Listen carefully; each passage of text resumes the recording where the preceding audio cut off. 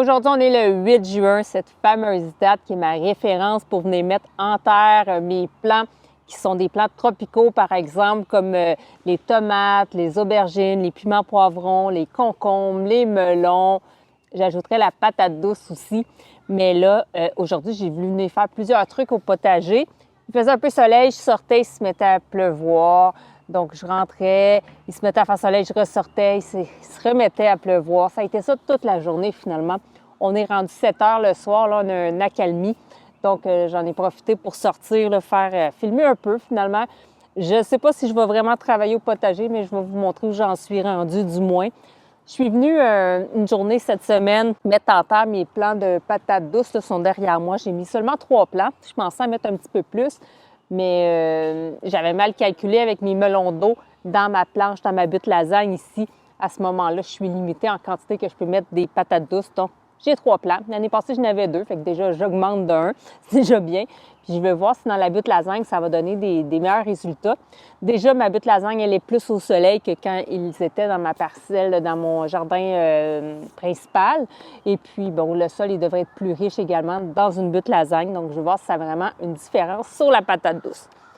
Je vais venir y mettre aussi mon melon d'eau. En temps normal, ce serait déjà fait. Par contre, je ne sais pas ce qui s'est passé avec mes plants de melon d'eau. Bien, ils ont fini par avoir la fonte des semis. Je ne sais pas vraiment pas ce qui s'est passé. Donc, je suis allée voir en pépinière. Au Québec, c'est dur en pépinière de trouver des plants de melon d'eau. Hein? Comme si on ne pouvait pas faire du melon d'eau au Québec. Donc, j'ai reparti des plants, j'ai refait des plants. Puis là, mes plants sont beaux. D'ailleurs, il me restait un plant de Sugar Baby de ma première batch, finalement. Et puis, mes nouveaux plants sont plus développés que ce plan-là. Donc, je ne sais pas ce qui s'est passé. Ça a été la même chose. J'ai aussi une courgette verte qui ne se développait pas très bien. J'ai refait une courgette verte, puis elle a presque rattrapé le plan, le premier plan que j'avais fait. Donc, j'imagine que c'était une question de terreau. Alors là, j'ai utilisé un autre terreau, puis ça semble aller bien. Pour mes patates douces, je pense que je me suis filmée quand je suis venue les mettre en terre. Donc, je vais vous mettre une incrustation là, de quand je suis venue le faire. Ce que j'ai fait, bon, tout simplement, hein, des petits trous, on vient mettre les patates douces, ça se transplante à peu près comme tous les types de plants, finalement. Moi, je laisse un 40 cm entre mes plants de patates douces. C'est suffisant. Donc, on va voir ce que ça va donner.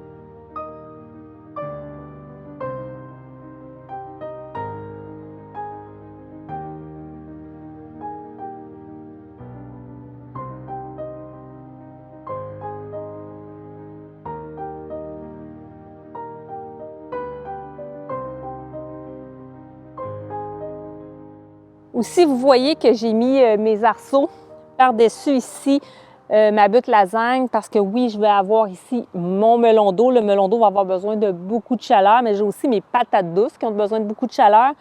Donc, il y a encore des nuits qui sont assez fraîches, en bas de 15 degrés. Donc, la nuit, je viens juste à ce moment-là mettre un voile de plastique à la surface. C'est sûr que le matin, il faut sortir tôt en venant enlever le voile parce que dès que le soleil sort à ce moment-là, ça crée beaucoup de chaleur, de condensation à l'intérieur de la butte. Puis là, à ce moment-là, ça peut faire brûler vos feuilles. Donc, mais pour la nuit, c'est parfait de venir les couvrir comme ça. On va garder plus de chaleur à l'intérieur.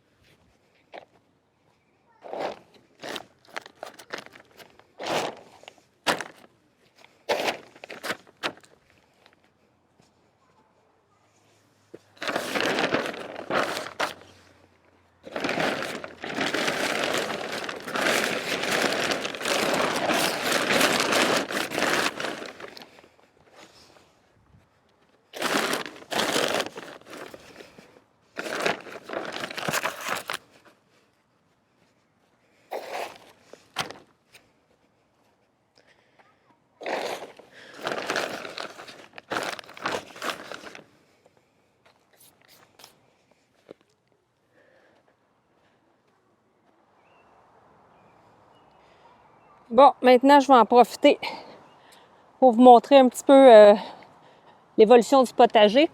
Ici, on a mon plant de tomates 42 jours, comme vous voyez. Là, il y a vraiment beaucoup de tomates à l'intérieur. Fait que c'est pas mal le plus précoce. Fait que ça semble vraiment être un plant qui est précoce. Donc, ça va bien à ce niveau-là. Derrière, on a une rudbeckie. Ça, c'est un plant de poivron jaune. Il y a déjà un fruit ici en formation. Ici, j'ai mis un plant de green zebra que j'ai mis en pot. Et je pense que je vais avoir vraiment des green zebra pour ma première fois. Super! J'en ai un plant aussi dans la serre. On va voir la différence. On ira voir après dans la serre. Mais ça, c'est le plant. Enfin, je viens de mettre un tuteur. Hein? On voit déjà qu'il commence à pencher. D'un côté, la green zebra dans la serre. Donc, on voit là, il y en a 2 petites tomates ici. Pour les autres, là, c'est des fleurs, c'est pas encore des tomates. On va venir secouer tout ça pour s'assurer de la pollinisation. Mais on voit bien, là, je vais avoir enfin des green zebra en espérant que ça ne vient pas rouge. Mes oignons, ça ici, les oignons, ils vont être en fleurs, ceux-ci, mais c'est des oignons que j'ai mis l'an passé dans le potager puis que j'ai laissé là.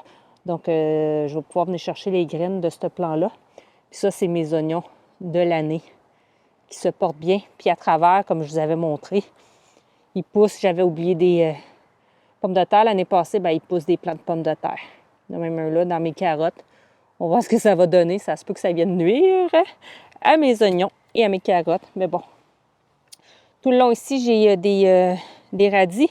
Mais il a fait chaud. Ça commence, on le voit, là, je ne sais pas si vous voyez bien, vous, ça commence à monter en graines. On va regarder ici. Ça, c'est les radis petit déjeuner. Il y en a à venir récolter. Mais vraiment, là, comme je vous dis, ils se font manger beaucoup par les asticots. Puis aussi, comme il y a des grosses chaleurs, ça monte en graines, donc ça crée moins. D'ailleurs, on voit juste à côté, là, mes épinards, il faut que je vienne toutes les chercher. Je vais les faire cuire parce que ça commence à monter en graines. Là, ça commence à être chaud un peu pour les épinards. Bon, je dis ça aujourd'hui, c'est pas la journée la plus chaude, mais on a eu quand même des journées à 30 degrés cette semaine. Mes haricots ici, les derniers que je suis venue mettre en terre, là, mes vers ici commencent aussi à sortir. Puis là, je voulais vous montrer ici mes pommes de terre. Bon, ça sort bien. Il y a cette variété-là ici, je me souviens plus c'est laquelle, qui est un petit peu plus longue là, à sortir, mais ça va très bien. D'ailleurs, elles ont au moins 20 cm. Donc, je vais être due pour mon premier butage. C'est d'ailleurs ce que j'aurais fait aujourd'hui s'il n'y avait pas eu de la pluie ou ce que je ferais ce soir si c'était pas tout mouillé. Mais je vais attendre à ce moment-là que ça soit sec parce que ça se bute mieux, je trouve, quand c'est sec. La terre elle est moins pesante. Puis je vais venir buter. Je vais ramener la terre sur le côté, sur l'extérieur, comme ça et comme ça, à ce moment-là, au pied de mes plants, pour bien les tenir en place, puis en même temps, pour m'assurer qu'il n'y a aucune pomme de terre qui va voir le soleil. Parce que si la pomme de terre voit le soleil, elle va verdir, elle va fabriquer de la solanine, ça va verdir, puis à ce moment-là, les pommes de terre seront plus bonnes là, à la consommation. Donc, c'est important, le butage. Donc, je vais commencer en faisant ça avec de la terre, peut-être un petit peu de compost aussi. Puis après ça, je vais commencer à buter avec du foin. Donc, j'ai mis ici, si je ne me trompe pas, 4 variétés différentes. Je vais vous mettre en incrustation. Là, j'ai tourné quand j'ai mis mes pommes de terre, puis je ne vous ai pas mis la vidéo. Donc, je pense peut-être dans ce vlog-là, je pourrais en profiter pour vous mettre là, des parties de vidéo de la plantation des pommes de terre. Si vous n'avez pas mis vos pommes de terre en terre, hein, c'est pas trop tard pour le faire. Moi, je l'ai fait au mois de mai, mais c'est pas trop tard. Vous allez juste les avoir plus tard dans la saison. Puis au pire, bien, ça sera des pommes de terre pour la conservation que vous pourrez récolter à l'automne prochain. Puis encore là, il y a des variétés qui sont plus précoces, comme la Jazzy, par exemple. Je pense que c'est un 90 jours, alors qu'il y a des variétés qui sont plus 115, 120 jours. Mais à ce moment-là, c'est des récoltes qui vont être plus tardives, qui vont servir plus pour la conservation. Moi, j'ai choisi différentes variétés pour mettre dans mon potager, des variétés qui sont hâtives principalement, mais aussi de mi-saison pour à ce moment-là aller venir les récupérer un petit peu plus tard dans la saison et les hâtives pour utiliser plus comme des pommes de terre primeurs. Pour ce qui est des variétés que je vais avoir cette année, je me suis emmené quand même un petit papier parce que me rappeler des jours de maturité de chaque variété, c'est un petit peu compliqué, donc je me l'ai su noter. J'ai commandé... Hop là! Je vous montre ici. Donc, j'ai Oups, ça tombe! Je vais les mettre sur moi, je vais vous les montrer au fur et à mesure. Donc, j'ai des pommes de terre, des Jazzy, comme ça ici, qui sont des pommes de terre jaunes. Si je ne me trompe pas, les Jazzy sont hâtives. Oui, c'est 90 jours au niveau de la maturité. Ensuite, j'ai des pommes de terre Norland, qui sont des pommes de terre rouges comme ça ici, qui sont également une variété hâtive. Celles-ci, ce sont des 95 jours. Ensuite, j'ai des variétés blanches, quelques modèles de blanc. Je n'ai pas énormément de blanches, en fait, parce que c'était un paquet de 3 couleurs différentes et les blanches étaient dans le paquet de 3 couleurs. Donc, celles-ci, les blanches, ce sont des 90 jours également. Elles s'appellent Chaleur. Ensuite, j'ai des pommes de terre bleues, comme ça ici. Le nom de ceux-là, c'est les double fun. Donc, c'est des mi-saisons, celles-ci de 100 jours, donc un petit peu plus long. Et les dernières, finalement, que j'ai, qui sont des mi-saisons, considérées mi-saison aussi. Moi, je trouve qu'ils sont quand même assez tardives parce qu'ils sont de 115 jours. Il s'agit de les rouges ici, des Chieftain. Au niveau de la germination des pommes de terre, j'ai reçu mes pommes de terre qui étaient non germées. Donc, habituellement, j'aime ça les avoir en avril pour faire germer, pour pouvoir les mettre au potager à la mi-mai. Là, je les ai reçues début mai, pas germées. Donc, je les mets au potager un petit peu. Ils sont pas... ils pourraient être un petit peu plus germés, avoir un petit peu plus gros germes comme ça ici. Mais quand même, on voit là, les germes qui ont bien commencé. Puis, il y en a beaucoup là, sur la pomme de terre. Donc, je vais quand même les mettre comme ça ici. Je ne vais pas attendre plus longtemps pour les mettre. Je trouve que c'est quand même raisonnable là, au niveau des germes. Pour les faire germer, j'ai lu quelque part que c'était dans 10 et 15 degrés à la lumière pour les faire germer. Mais moi, ce que je fais tout le temps, c'est 20 degrés à la lumière pour les faire germer, puis ça fonctionne vraiment très bien. Donc, entre 10 et 20, là, il n'y a pas de problème. Pour l'avoir testé, ça fonctionne très bien. Ce que je vais faire, c'est que je vais mettre au départ les plus hâtives, puis je vais aller avec mes moins hâtives finalement vers le fond, tout simplement parce que je vais venir en récupérer graduellement. Et puis à ce moment-là, quand je vais venir enlever les premières, ça va laisser de l'espace pour les autres à l'arrière pour avoir suffisamment de soleil. Donc, vous allez voir, quand que je vais arriver au potager, j'ai déjà tendu mes fils pour venir mettre à ce moment-là mes rangs. Je fais 2 rangs de pommes de terre. Donc, ce que j'ai fait, c'est que je suis partie de 20 cm sur les côtés de ma planche de culture pour faire mes lignes, pour laisser un 20 cm sur le côté. C'est pas nécessairement que j'ai besoin de 20 cm, c'est juste que quand je vais venir buter mes pommes de terre, je veux quand même qu'il y ait un certain espace sur le côté, sur le bord des allées, pour que j'ai de la place pour faire le butage et que la terre que je vais ramener ne va pas tout tomber à ce moment-là dans mon allée, tout simplement. Comme j'ai des planches de 75 cm, on peut s'attendre entre mes 2 lignes que j'ai environ 35 cm. Par la suite, entre chacune des pommes de terre, là, je vais mettre un 20 cm. Donc, je mets une densité qui est vraiment maximale. À ce moment-là, c'est sûr que je vais venir m'assurer d'avoir un sol qui est bien riche à ce moment-là pour m'assurer d'avoir des nutriments pour chacune de mes pommes de terre et de bien arroser pour qu'ils ne se concurrencent pas au niveau de l'eau. Donc, ce que je vais venir faire, c'est que je vais venir creuser un premier sillon, en fait, qui va être un sillon dans lequel je vais venir après ça faire des trous pour venir mettre mes pommes de terre. Ce sillon-là va me permettre d'avoir déjà ma première terre pour le premier butage que je vais venir faire quand mes pommes de terre vont avoir à peu près un 20 cm. Donc, je vais partir d'ici. Mettre ça là ici.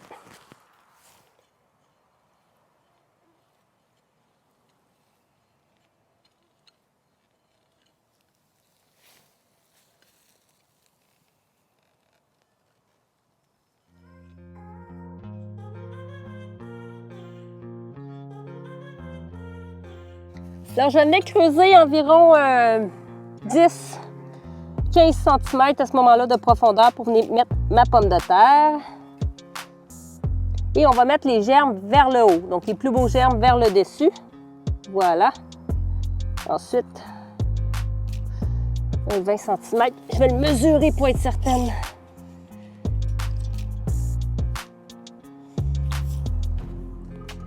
Donc, ici, j'ai plus de sable ici. Là.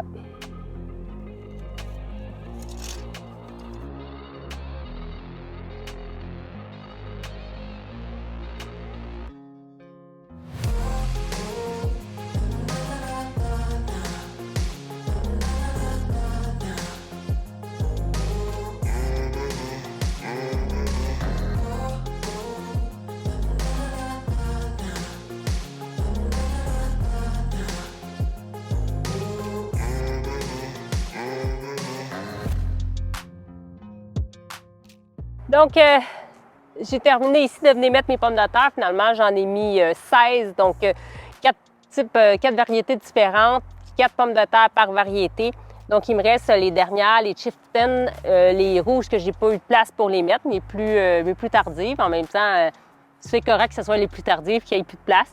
Donc, je pense que ce que je vais faire, parce qu'il m'en reste encore peut-être une dizaine, une quinzaine de pommes de terre, à ce moment-là, je vais peut-être me refaire un autre coin sous foin pour venir ajouter des pommes de terre ou dans des sacs de culture. Je vais réfléchir à tout ça, mais pour aujourd'hui, ça va être ça. Donc, il va me rester un petit coup d'arrosage et puis ça va être complet comme ça. Ici, on a le plant que j'avais acheté en pépinière de courgettes vertes et mon plant de courgettes jaunes que c'est moi qui ai fait. Juste ici, en bout de parcelle. Ça prend au moins 2 plants quand on fait des courgettes parce que sinon, posez-vous pas la question pourquoi vous n'avez pas de fruits. Parce que ça prend toujours une fleur mâle et une fleur femelle pour pouvoir donner un fruit. À ce moment-là, il faut qu'il y ait une pollinisation qui se fasse et c'est beaucoup plus évident si vous avez 2 plants parce que, mettons que vous avez une fleur femelle dans celui-ci, une fleur mâle dans celui-ci, mais au moins l'abeille ou n'importe quel pollinisateur va pouvoir prendre le pollen de cette fleur-là mâle pour l'emmener dans la fleur femelle à côté. Parce que parfois, on n'a pas autant une fleur femelle et mâle qui est prête en même temps sur le même plant. Donc, c'est pour ça. Là, vous voyez, j'ai juste des fleurs mâles parce qu'on voit la tige, il n'y a pas de fruits au bout. Mais c'est normal, là, en début, à ce moment-là, au niveau de la production. On en a un ici, là, je ne sais pas si vous allez le voir ici, ça va être une fleur femelle. Mais en début là, de floraison, c'est souvent plus des fleurs mâles. C'est la même chose aussi pour les melons et les concombres. Ça commence souvent plus avec des fleurs mâles avant que les fleurs femelles apparaissent. Bon, j'ai du désherbage à faire. J'ai des carottes ici sur le long. Un plant ici là, de tournesol. Bon, j'ai d'autres radis sur le bord, mais comme je vous disais dans une vidéo, je ne suis pas sûre de refaire des radis parce que honnêtement, les asticots chez nous, c'est l'enfer. Donc, les plants que je suis venue mettre dernièrement en terre, les plants de tomates. D'ailleurs, celui-là commence déjà à faire des fleurs. Super, c'est quoi celui-là? Ah, Bumblebee, celui-là. Il y a le stupice aussi à côté. Le plant est beaucoup plus petit, mais il commence à faire des fleurs aussi. Puis mes 3 autres plants ici à côté. J'ai de la fenouil ici, qui s'en vient bien. Des laitues, ça c'est des laitues Butter Crush, si je ne me trompe pas. C'est des laitues pommées. Fait que, pas paumées, pommées. Et là aussi, un peu plus petit. Puis il y a mes laitues feuilles rouges. Des radis de l'autre côté. On va voir de plus près, mais je pense qu'ils sont justement prêts à être récoltés pour la plupart. On va regarder ça. Oui. On voit là que les radis ici, ça va bien là. Je sais juste pas s'ils ont été mangés par les asticots. Ah ben non, ceux-là, ils ont l'air corrects. Bon, mais tant mieux. Il commence à pleuvoir. Et on voit là que ceux-là vont bien. Fait que je vais pouvoir venir les chercher juste avant de rentrer parce qu'il commence à pleuvoir. Je vais faire un petit tour ici, là, les concombres que je suis venue mettre sont encore petits, les plants.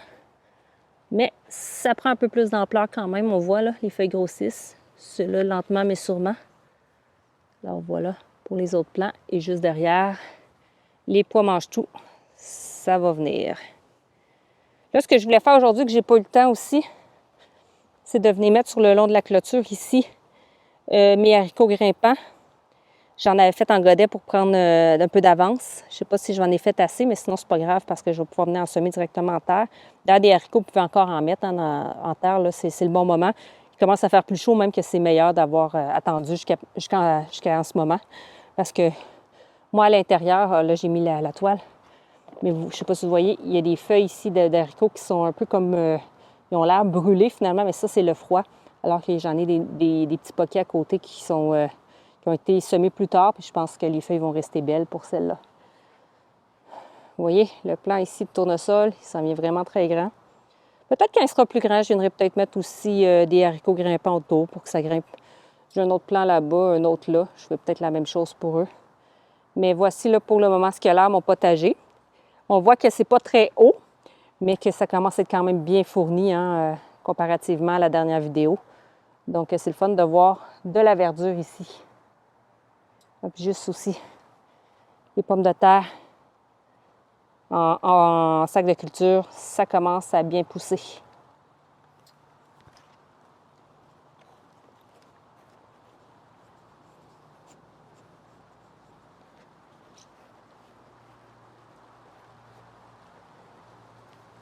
Oh, puis il commence à mouiller beaucoup, mais je voulais vous montrer quand même. Les pommes de terre ici, sous le foin. Et surtout, ce que je voulais vous montrer, je commence à perdre espoir pour mes carottes ici, mais dans le sable. Mais vous voyez, mes 2 lignes, ça commence à sortir. C'était juste pas encore sorti. Donc, ça va peut-être fonctionner finalement. Bon, bien, je me suis réfugiée dans ma serre. Et je vous montre ici, ça c'est mon plant de courgettes vertes, le dernier que j'ai fait. Mes plants de melon d'eau ici. Je viens de les sortir là, dans la serre, il est encore dans la maison. On voit qu'il commence à s'étioler et chercher la lumière. Ça, c'est tous mes autres plants finalement, mais je voulais vous montrer. Ah, il est à l'extérieur, mon plant de Sugar Baby. Je l'ai laissé à l'extérieur pour qu'il puisse profiter un peu de la pluie. Ça ici, c'est mon plant de courgettes vertes que j'avais commencé un petit peu plus tôt. Ça a été long avant de commencer vraiment à croître, mais là, on voit que ça va bien. Puis, il me reste des plants juste derrière là, de concombres anglais.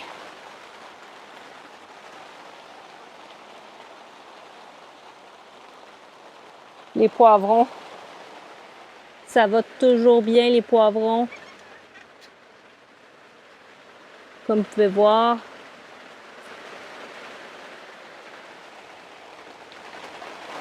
Les plants de tomates sont rendus grands. Ils ont pas mal tous des fleurs à l'intérieur.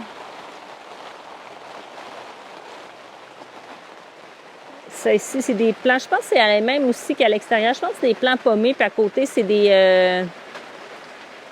Je me souviens plus c'est lesquels à côté. Bon, les laitues ici ils sont un petit peu moins belles que celles-ci. Puis là, on a aussi des plants de concombres. Puis ici, on a mes concombres hybrides anglais. Hein, vous voyez? Vous voyez, là, ce sont tous des plants femelles et mâles, en fait. Ils ont tous des fruits. Ils n'ont pas besoin de pollinisation. C'est pour ça que je les mets en serre. Seulement, c'est supposé être la même chose à côté. Mais là, on a des fleurs mâles. Fait que j'ai comme l'impression qu'il y avait une graine qui n'avait pas rapport là, dans le sachet. À ce moment-là, qui est une autre variété. Je ne sais pas c'est quoi. Mais qui est clairement pas la même que celle-là, que c'est toutes des fleurs mâles et femelles. Et on a mon plant. Juste là, mon autre plant de concombre. À ce moment-là, qui c'est télégraphe, celui-là. Mais il me reste un espace là, quand je vais venir enlever les autres radis qui sont en train de monter en graines aussi parce que dans la serre, il fait vraiment très chaud. Là. Vous voyez que ça monte haut. Je vais venir mettre un autre plant ici où il y a le bâton. Un autre plant de concombre anglais hybride. Il va me rester à venir enlever tous ces radis-là. Et je vais utiliser la verdure à ce moment-là pour faire du paillage à l'extérieur. Donc, je vous montre la différence de mon plant Sugar Baby que j'ai fait là, en premier dans des pots de tourbe comme ça. On voit que le plant il est vraiment très petit. Les feuilles ne poussent pas. C'est vraiment stagné là. Je sais pas trop ce qui se passe avec lui. Comparativement à eux que j'ai fait beaucoup plus tard, on voit là, que les feuilles sont beaucoup plus grandes. Vous voyez la différence là. Si je prends un autre plant à côté, celui-là mettons. La grosseur de la plante. Donc, je ne sais pas ce qui s'est passé avec la première séquence que j'ai fait là, de semis de melon. Mais les autres qui ont fini par tout simplement mourir, fondre. Donc, je pense qu'il y avait un problème avec le terreau comparativement à ici. Bon, là, il pleut de plus en plus. Donc, je pense que vous allez avoir de la difficulté à m'entendre, même malgré le micro. Donc, je vais arrêter ça pour ce soir. De toute façon, il commence à faire aussi plus sombre. On voit de moins en moins bien. Puis, je vais essayer de vous tourner quelques séquences demain si possible. Mais je pense qu'il annonce encore de la pluie demain. Tant mieux parce que nous, ici au Québec, on n'a pas eu beaucoup de pluie jusqu'à maintenant. Puis que nos plants en ont besoin. Mais bon, c'est juste plate que ça arrive le week-end au moment où j'ai du temps, moi, pour être dans le potager. Alors, on va voir si j'ai quelques séquences pour vous tourner demain. Sinon, le vlog va être un peu moins long que d'habitude.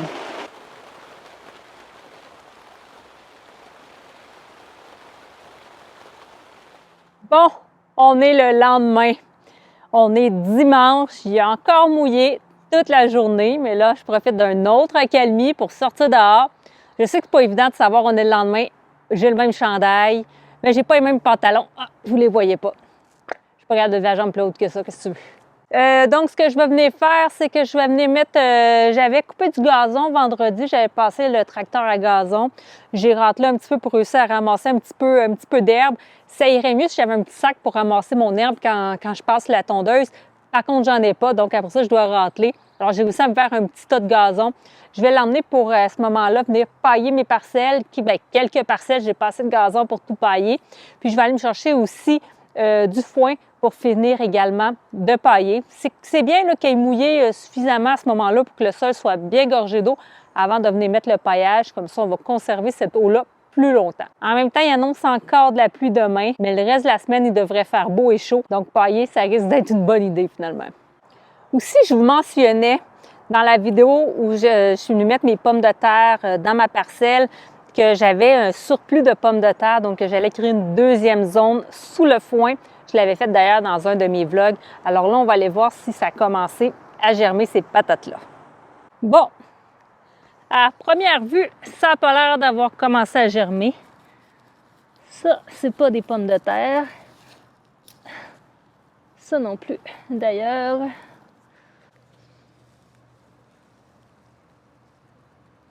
Vous voyez? Commence à faire des racines. Ça va venir bientôt.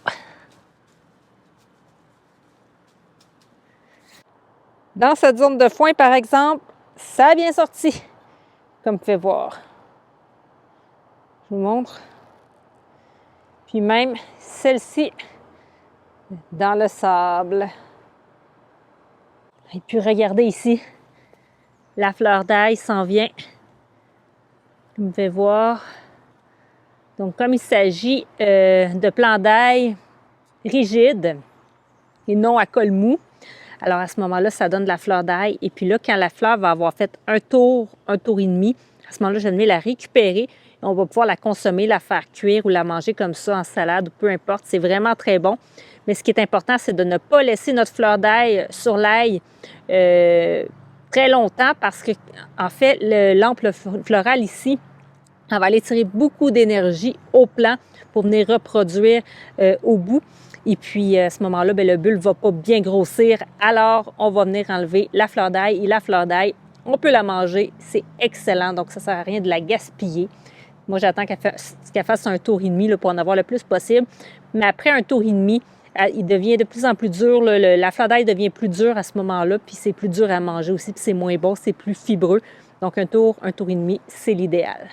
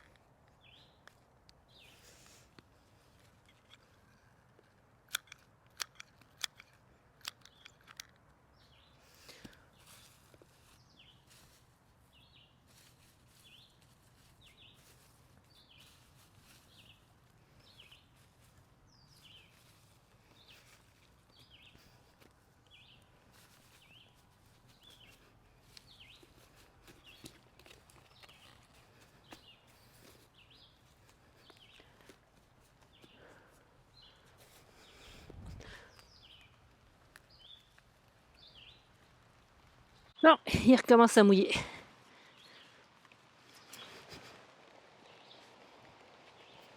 Bon, bien, on se retrouve à nouveau dans la serre.